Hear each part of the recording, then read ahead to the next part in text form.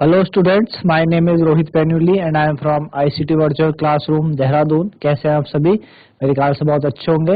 हम class 7 science कर रहे हैं और आज हम बात करेंगे कुछ क्वेश्चंस की, इंपॉर्टेंट क्वेश्चंस की, जो आपके एग्जाम पॉइंट ऑफ व्यू से भी रिलेटेड होंगे। तो आज हम पहले आपका chapter number 5 acid base and salt से हम कुछ क्वेश्चंस करेंगे, है ना। चैप्टर हम कंप्लीट कर चुके हैं ये, तो इसके क्वेश्चंस हम करेंगे। तो इनको करने के लिए चलते हैं बच्चों स्मार्ट बोर्ड की तरफ। पहला क्वेश्चन है आपके पास, what is the test, what is the test, what is the test for acids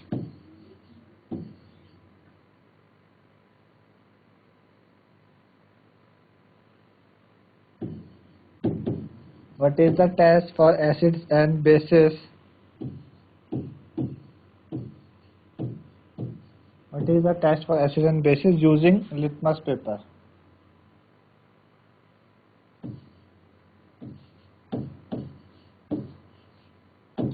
Using litmus paper.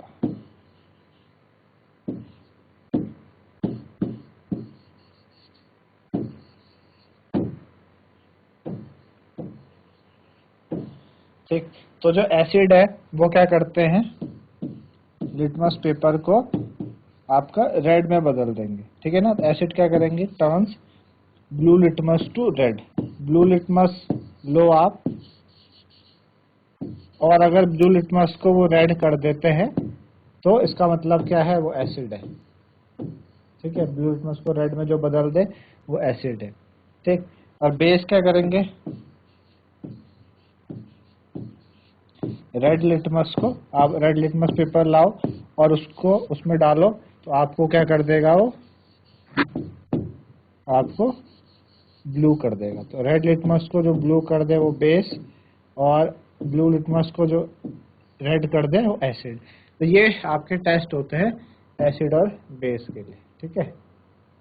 चलिए नेक्स्ट देखिए क्या है अगला question. Which name is given to those substance? What name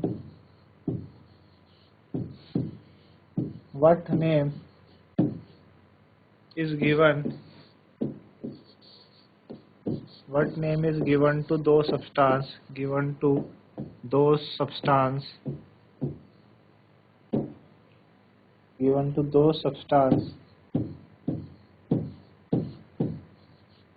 What name is given to those substance which do not change?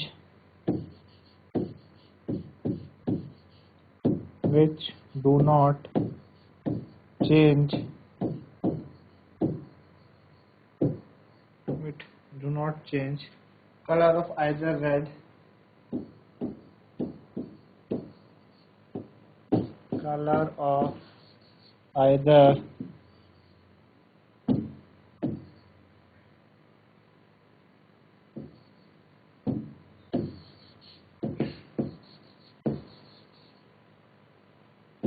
red or blue litmus paper, red or blue litmus paper, blue litmus paper। ठीक है, तो ये है आपका कि क्या name, हम उस सब्सटेंस का क्या नेम होगा जो ना ही ब्लू लिटमस को ना ही रेड लिटमस पेपर के कलर को क्या करता है, चेंज करता है ना। ना किसको करेगा, ब्लू को करेगा, ना चेंज करेगा, ठीक है ना। तो आपका ऐसे सब्सटेंस को हम बोलते हैं न्यूट्रल। ऐसे सॉल्यूशन या सब्सटेंस जो ना ही रेड को और या ब्लू के लिटमस पेपर के कलर को चेंज करते हैं, ऐसे सब्सटेंस को हम बोलते हैं न्यूट्रल सब्सटेंस, है ना। न्यूट्रल होंगे वो, ठीक है ना, उनका नाम हो जाएगा न्यूट्रल। ठीक, समझ आया आपको किस तरीके से हुआ। नेक्स्ट है, write the name of two indicator which occur naturally. Write the name of two indicator, write the name of two indicator write the name of two indicator which occur naturally, which occur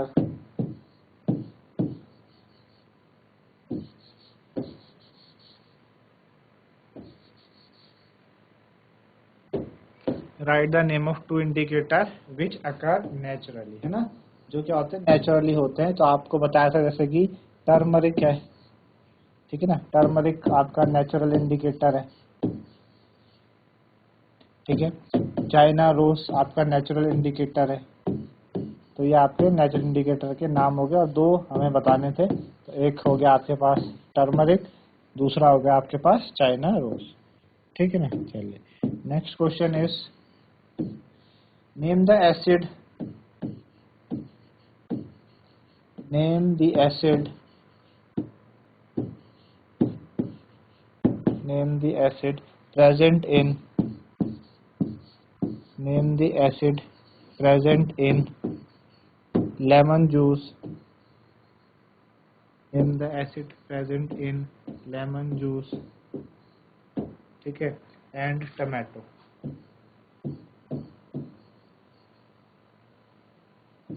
name the acid present in lemon juice and tomato. Lemon juice और tomato में कौन सा acid पाया जाता है, ठीक है ना।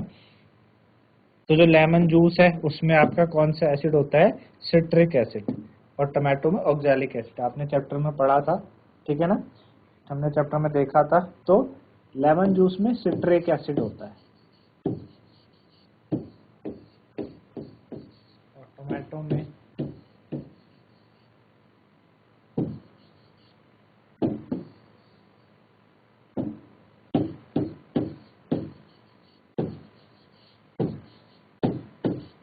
ठीक है। तो लेमन जूस में सिट्रिक एसिड है और टमाटो में ऑक्सैलिक एसिड। तो ये दो एसिड हैं जो आपके इस तरीके से पाए जाते हैं। चलिए नेक्स्ट क्वेश्चन क्या है, name a substance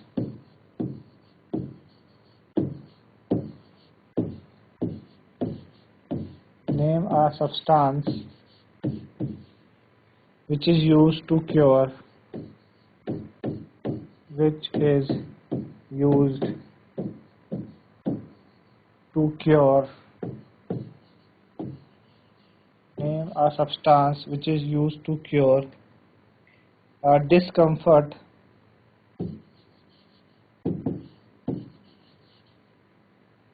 discomfort caused by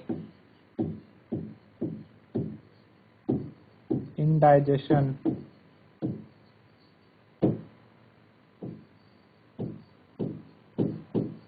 indigestion due to overeating, due to overeating, ठीक है। अब कभी कभी आप ज़्यादा खा लेते हैं तो आपको अपच हो जाता है, डाइजेशन में प्रॉब्लम होती है। तो आप क्या ऐसा सब्सटेंस ले जो आपको इस प्रॉब्लम से निजात पाए। तो आप देखो इनो का इस्तेमाल आप करते हो, है ना, इनो।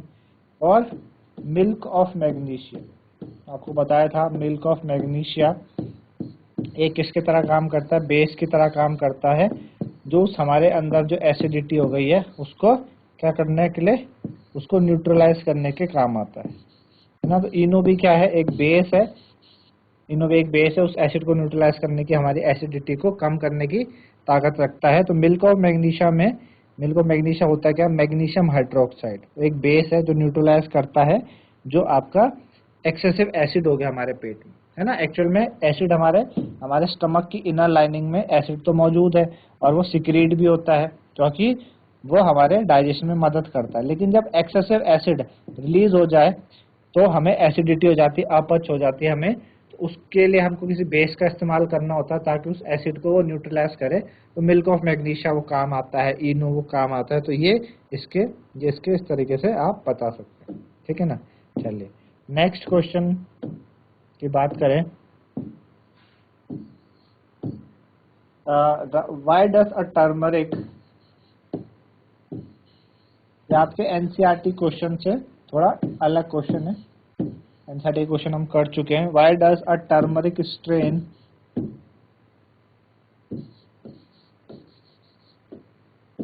why does a turmeric stain why does a turmeric stain on white shirt white shirt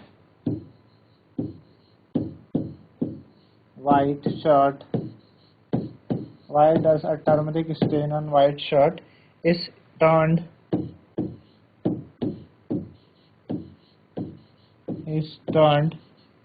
to red when it is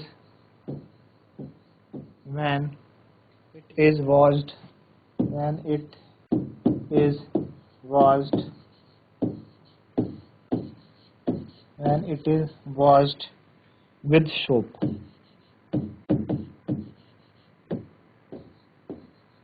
ठीक है, तो आपने अक्सर देखा होगा कि आपका किसी वाइट कपड़े में अगर हल्दी का दाग लग जाए, ठीक है ना, तो हल्दी का दाग लग जाए, अगर आप उसको डायरेक्ट साबुन से धोना स्टार्ट करते हैं तो वो रेड कलर का होने लगता है। ऐसा क्यों?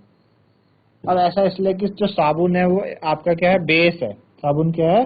साबुन एक बेस है, ठीक। और जो टर्मरिक है वो बेस को रेड में तब्दील करता है, ठीक है ना। टर्मरिक एक इंडिकेटर है, जैसे लिटमस क्या करता है, आपका ब्लू लिटमस बेस को, जो लिटमस है वो बेस को किस में बदलेगा, आपका अगर पर कोई एसिड है उसको क्या कर देगा, एसिड को, आपका एसिड है तो उसको रेड कर देगा, बेस है ब्लू कर देगा। इसी तरीके से टर्मरिक जो है वो बेस को किस में चेंज कर देता है, आपका रेड में। और एसिड को वो क्या करता है, कलरलेस होता है। एसिड में कोई कलर नहीं देता, ठीक है ना। तो सबसे पहले हम क्या करते हैं, सबसे पहले अगर आपने डायरेक्ट साबुन से धो दिया उस दाग को तो रेड हो जाएगा। टर्मरिक स्टेन व्हाइट शर्ट में टैन इसलिए हो जाता है क्योंकि आपका सोप क्या है, बेसिक है नेचर में। तो हमें क्या करना होता है, आपने अक्सर सुना होगा कि पहले हम क्या करते हैं, अगर कुछ गिर गया ऐसे कलर का तो हमें नींबू से धोना चाहिए उसको, नींबू रगड़ते हैं उसमें। उससे क्या होता है, नींबू रगड़ने से कोई कलर नहीं छोड़ेगा उसमें, क्योंकि टर्मरिक एसिड को कलरलेस चेंज कर देता है, तो कोई कलर नहीं छोड़ेगा और दाग भी साफ हो जाएगा। देन फिर हम इजीली सोप की मदद से उसको साफ कर सकते हैं, है ना। तो क्या रीजन है कि ऐसा क्यों होता है, तो हम लिखेंगे because soap is a basic solution. Soap is basic solution, जो सोप है वो बेसिक होता है, ठीक। ये रीजन है इसका इस तरीके से बताने का, ठीक है ना। चलिए अगले क्वेश्चन की बात करते हैं। Is lime water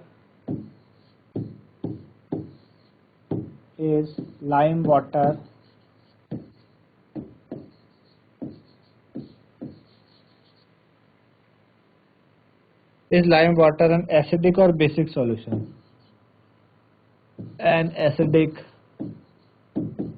Is lime water an acidic और बेसिक सॉल्यूशन? जो लाइम वाटर है वो एसिडिक है या बेसिक है? इस लाइम वाटर इज एसिडिक और बेसिक सॉल्यूशन। लाइम वाटर आपका है क्या, एसिडिक है या बेसिक है, क्या है, ठीक है ना। तो लाइम वाटर जो होता है, एक्चुअल में लाइम वाटर तो कॉमन नेम हो गया, ठीक है ना। तो लाइम वाटर का जो केमिकल नेम है वो है कैल्शियम हाइड्रोक्साइड। क्या है? Calcium hydroxide.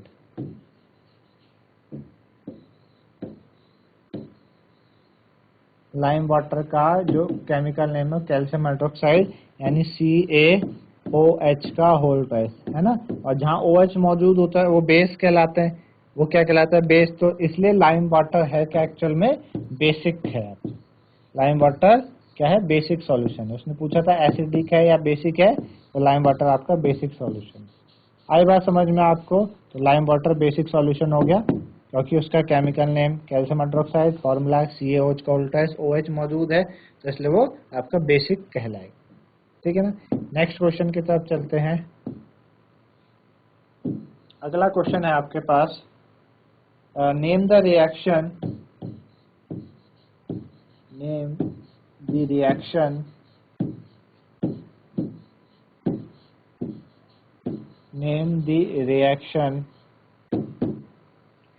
when an acid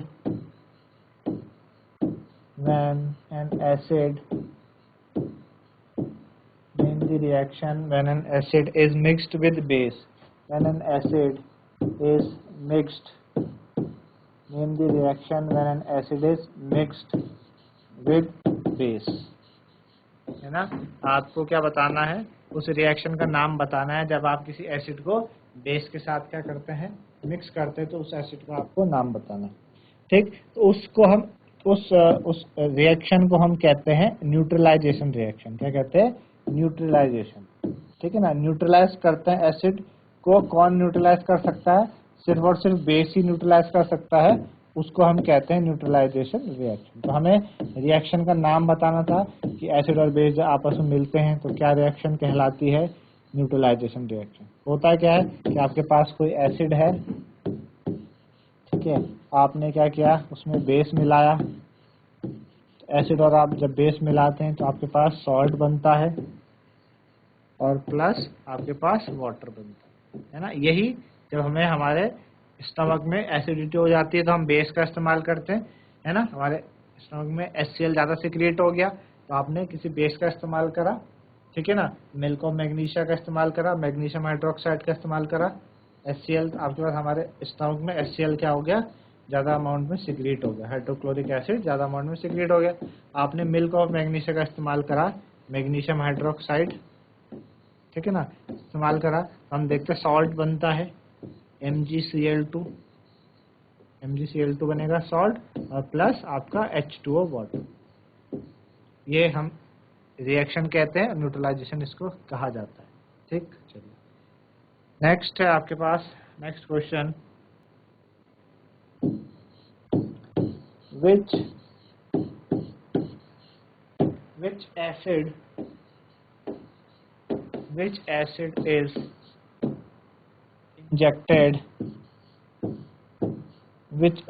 is injected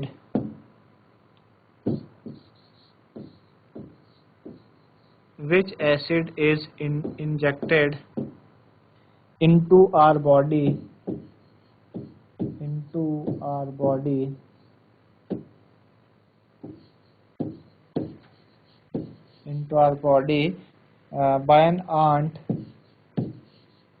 by an ant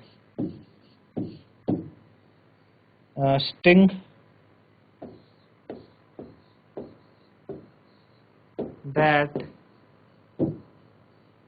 that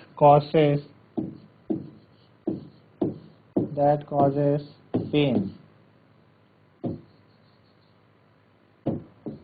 ठीक है, that causes pain। तो जब हमें कोई चींटी या कोई मधुमक्खी काट दे तो हमें दर्द होने लगता है, तो हमारी बॉडी के अंदर कौन सा एसिड जाता है? जब आपने देखा कभी कभी आपको मधुमक्खी काट देती है तो वो तो सूज जाता है और हमें दर्द भी होने लगता है ना। सूज जाने पे दर्द भी होने लगता है। तो जो एसिड है हमारे बॉडी के अंदर, फॉर्मिक एसिड चले जाता है। क्या चला जाता है? Formic acid. ठीक है ना। तो जब कोई भी आंट हमें, मधुमक्खी, चींटी हमें काटती है तो हमारी बॉडी के अंदर क्या इंजेक्ट हो जाता है? फॉर्मिक एसिड इंजेक्ट हो जाता है, फॉर्मिक एसिड। ठीक है ना, फॉर्मिक एसिड के हमारे बॉडी के अंदर क्या चले गया? फॉर्मिक एसिड चले गया, उस वजह से हमें दर्द होने लगता है, वो सूज जाता है। तो वो उसका रीजन है। इस तरीके से आई बात समझ में? चलिए नेक्स्ट क्वेश्चन है, नेक्स्ट है आपके पास, name the salt, name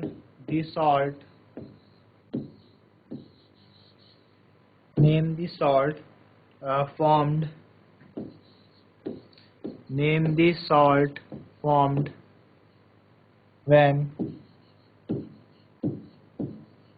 hydrochloric acid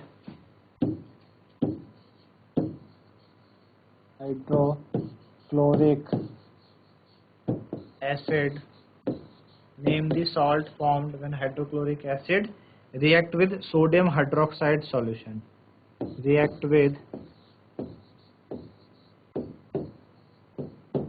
sodium hydroxide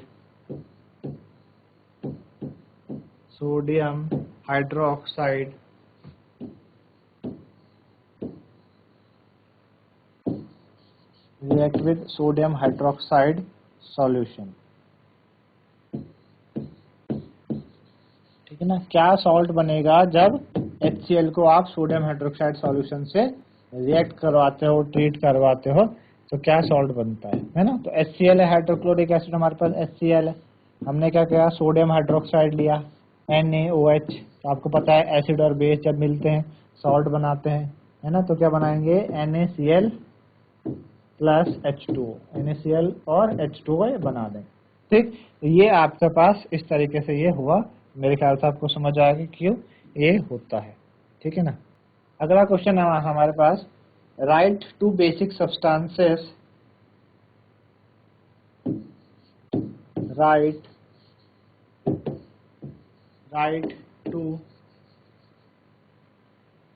to basic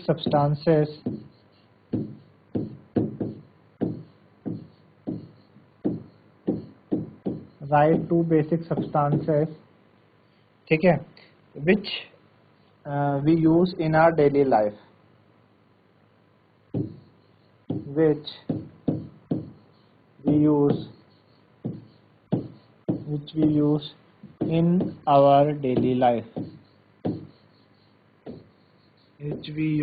our daily life, ठीक है। आपको दो सब्सटेंस के नाम बताने हैं जो हम अपनी डे टू डे लाइफ में क्या करते हैं, इस्तेमाल करते हैं, है ना। बेसिक सब्सटेंस, तो एक तो जैसे बेकिंग सोडा हो गया। बेकिंग सोडा आपका क्या है, आपका बेस है ना। बेकिंग सोडा हम जनरली अपनी डे टू डे लाइफ में इस्तेमाल करते हैं। ठीक है, केक वगैरह में, बेकरी में, है ना, घर में अगर आप दाल बन रही हो, उसको आपको अच्छे से आपको क्या करना है, उसको जल्दी से पक जाए, है ना, छोले वगैरह, तो हम बेकिंग सोडा का इस्तेमाल करते हैं। और सोप या डिटर्जेंट हो गया, आपके साबुन हो गया या सर्फ हो गया, डिटर्जेंट हो गया, तो वो भी क्या है, आपके पास एक बेस है। ठीक है, वो भी क्या है, बेस है। ये दो तरीके की जो चीजें हैं, इसका इस्तेमाल हम अपनी डे टू डे लाइफ में करते हैं। ठीक, चलिए नेक्स्ट करते हैं आगे। Next question, name one acid, name one acid, name one acid which is responsible, name one acid which is responsible, name one acid which is responsible for acid rain, name one acid which is responsible for acid rain, for acid rain। ठीक है, name one acid which is responsible for acid rain. एक acid का नाम बताना है जो acid rain के लिए रिस्पॉन्सिबल है, तो वो है आपके पास कार्बोनिक एसिड। ठीक है ना, कार्बोनिक एसिड। कई सारे, सल्फ्यूरिक एसिड हो गया जैसे, ठीक है, नाइट्रिक एसिड हो गया, तो ये सारे के सारे हैं। तो कार्बोनिक एसिड हो गया आपका। तो कार्बोनिक एसिड कैसे बनता है, आपके एयर एटमॉस्फेयर में कार्बन डाइऑक्साइड प्रेजेंट है। अब बारिश हो रही है तो बारिश में वाटर के ड्रॉपलेट है, वो कार्बन डाइऑक्साइड वाटर से रिलेट करके कार्बोनिक एसिड बनाता है, H2CO3। इसी तरीके से आपका नाइट्रोजन, आपके NO2 है ना, नाइट्रोजन ऑक्साइड है, वो रिएक्ट करके HNO3 बना देती है। SO2 रिएक्ट करके सल्फ्यूरिक एसिड H2SO4 बना देती है, और वो बारिश के साथ नीचे आ जाते हैं। तो ये आपके पास कुछ सब्सटेंसेस है, एक एसिड है, दो तीन, हमें एक एसिड का नाम बताना था जो एसिड रेन के लिए रिस्पॉन्सिबल है। कार्बोनिक, नाइट्रिक एसिड भी हो सकता है, और आपका सल्फ्यूरिक एसिड भी हो सकता है। ठीक है ना, चलिए नेक्स्ट क्वेश्चन क्या है आपके पास अगला, name two gaseous pollutant, name two gaseous pollutant, name to gaseous pollutant, name to gaseous pollutant which are, name to gaseous pollutant which are responsible for acid rain, which are responsible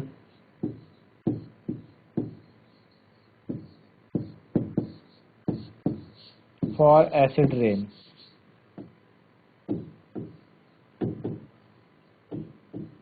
दो pollutant के नाम बताने हैं जो acid rain के लिए क्या है, रिस्पॉन्सिबल है।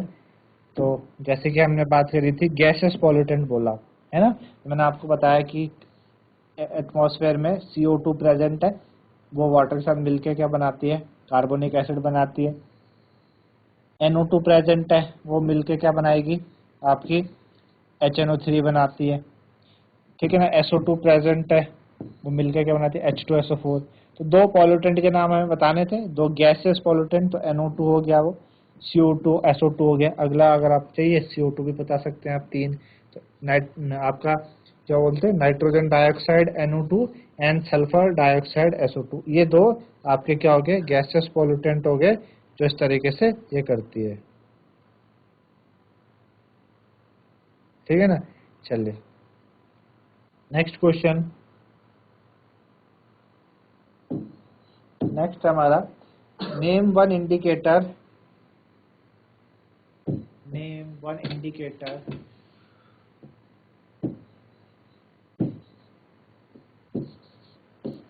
नेम वन इंडिकेटर, एक इंडिकेटर का नाम बताइए विच turn red,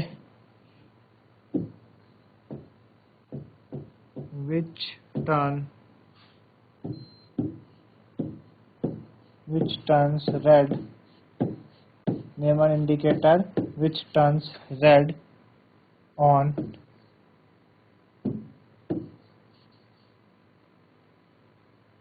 adding an acid।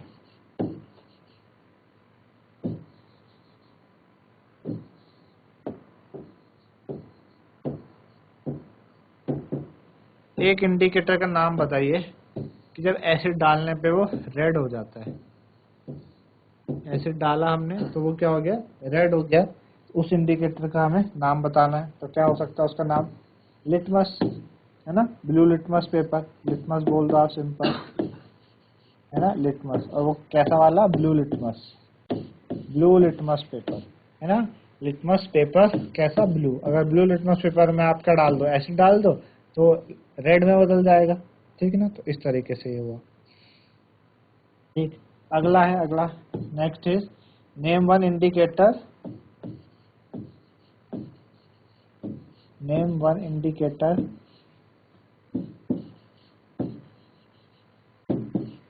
Name one indicator which turns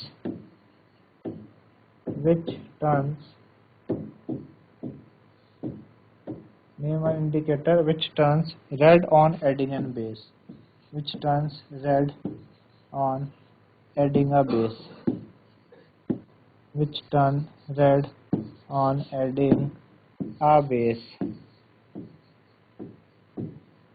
ठीक है। Name one indicator which turns red on adding a base, आपको इंडिकेटर का नाम बताना है जो बेस डालने पे रेड कर दे। तो अभी हमने बात की थी कि अगर आपके कपड़ों में हल्दी गिर जाए और आप उसको साबुन से धोने लगे डायरेक्टली तो वो रेड हो जाता है। टर्मरिक वो नेचुरल इंडिकेटर की बात कर रहे हैं, इंडिकेटर बोला उन्होंने, नेचुरल भी बोल सकते हैं, आर्टिफिशियल भी आप बोल दो, लिटमस भी आप कह सकते थे, ठीक है ना। तो टर्मरिक एक ऐसा इंडिकेटर है जो क्या करता है, आपका ब्लू में बदल देता है ऑन एडिंग अ बेस, ठीक है ना। रेड कर देगा, और आप बेस डालोगे तो उसको रेड कर देगा। Indicator turns red on adding a base, ठीक है ना। यहाँ पे रेड कर रहा था एसिड डालने पे, यहाँ पे सब्सटेंस को रेड कर रहा था एसिड डालने पे, तो लिटमस हो गया, ब्लू लिटमस पेपर। और जब बेस डालने पे भी रेड करे तो टर्मरिक हो जाएगा उसका आंसर, ठीक है ना। Next is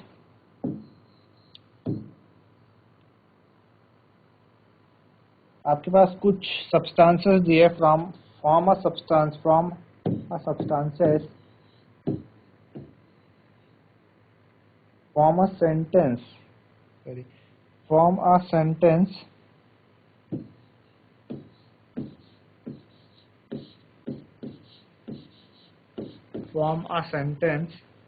using the following word, form a sentence using the following word.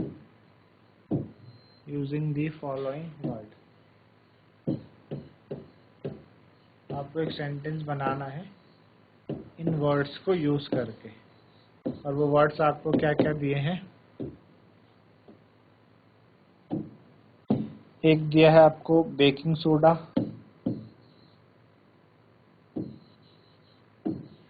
Baking soda, ठीक है। एक दिया है आपको आंट,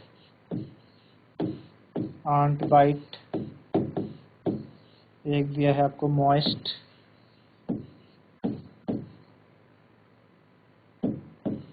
मॉइस्ट, ठीक है। एक दिया है इफेक्ट, ठीक है। एक दिया है neutralised,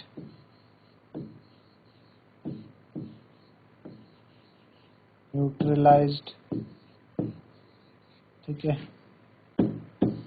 baking soda, ant bite, moist, फिर इफेक्ट, न्यूट्रलाइज्ड, ठीक है। सिक्स्थ हो जाएगा आपके पास रबिंग,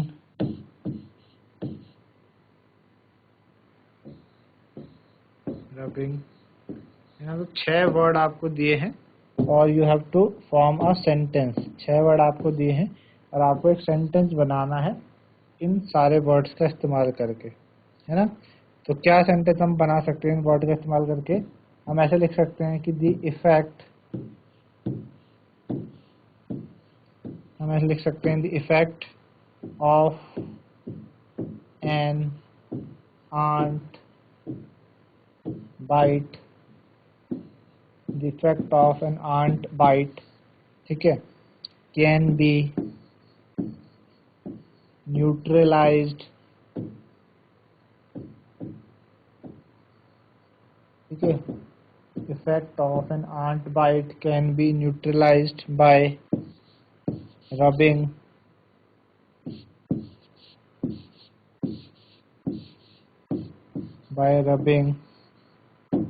moist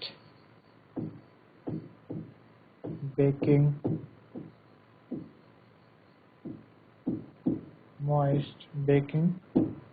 soda, ठीक है। आप किसी आंट बाइट के इफेक्ट को अगर आपको ख़त्म करना है तो आप मॉइस्ट बेकिंग सोडा उसमें क्या कर दो, रब कर दो, तो उसका जो इफेक्ट है कम हो जाएगा। अगली बार अगर आपको कोई मधुमक्खी या आंट बाइट वगैरह काटे, है ना, तो आप क्या करो, तुरंत ही उसमें बेकिंग सोडा लगा दो, वो भी मॉइस्ट बेकिंग सोडा, है ना। तो आपका वो जो इफेक्ट है वो ख़त्म हो जाएगा, है ना। दर्द नहीं होगा, आपको जो इचिंग होती है वो नहीं होगी एकदम से, और वो जो आपका सूज जाता है वो भी नहीं होगा। तो हम आंट बाइट के इफेक्ट को इस तरीके से ख़त्म कर सकते हैं। आंट बाइट क्या करती थी, आपका फॉर्मिक एसिड रिलीज करती है ना। क्या वजह है बेकिंग सोडा लगाने की? जो आंट बाइट है वो आपका क्या करती है, आंट बाइट आपका फॉर्मिक एसिड रिलीज करती है, एसिड है। अब उसके इफेक्ट को कम करने के लिए हमें किसी बेस का इस्तेमाल करना पड़ेगा। बेकिंग सोडा एक बेस है, पिछले भाग में हमने बात करी पिछले क्वेश्चन में कि आपको ऐसे बेस बताने हैं जो हम डे टू डे लाइफ में यूज करते हैं। तो हमने एक बेकिंग सोडा का वहाँ पे हमने नाम लिया, है ना। तो बेकिंग सोडा एक बेस है जो उसके इफेक्ट को न्यूट्रलाइज करेगा, और उस रिएक्शन को हमने न्यूट्रलाइज रिएक्शन के नाम से भी जाना था ना। तो ये आपका इस तरीके से इसका इफेक्ट है, ठीक है ना। तो ये क्वेश्चन मेरे ख्याल से आपको समझ में आएगा किस तरीके से हमने ये करा, ठीक है ना। चलिए, ये इस तरीके से आपके पास ये क्वेश्चन है, ओके। नेक्स्ट क्वेश्चन देखिए आप। एक क्वेश्चन है कि आपको कैरेक्टरिस्टिक लिखनी है एसिड की, by which we can identify acid, है ना। Characteristic of acid, write characteristic of acid.